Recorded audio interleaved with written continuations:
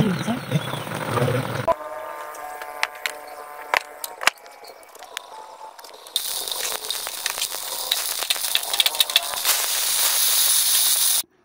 today's ganap nga, another ulam serye for today's video. Welcome sa panibagong ulam serye ng aming buhay. Dahil tayo ay mayaman sa blessings naman. O diba, na-miss mo yun, Mare? Nga naman, Mare, pang malakasan. Itong ating ulam serye for today's video, ang ating pagbabalik. Syempre, no, gintong ulam kaya yan dahil nga gulay. Magluluto ngayon si Jowa ng pinakbet na merong sahog na tilapia, fried tilapia, Mare, fresh na fresh. Fast forward, Mare, pinagsama-sama na ni Jowa yung bawang sibuyas and then nagbanding all together, Mare, kasama na rin ang kamatis. O diba, Mare, napakamahal ngayon ng mga gulay.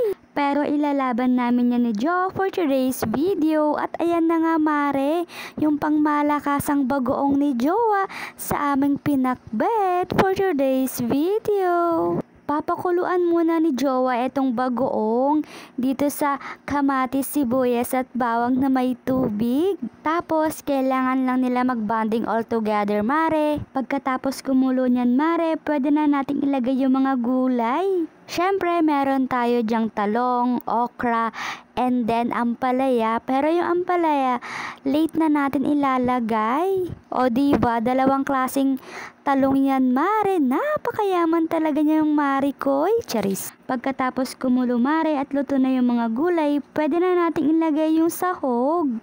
Syempre, no, ito yung ating pangmalakasang sahog, ang tilapia. O diba, thank you Lord na lang talaga kami ni Jowa. Dahil araw-araw tayong may blessings. Dahil tayo ay mayaman sa blessings naman. Ayun lang naman. Thank you sa ulitin.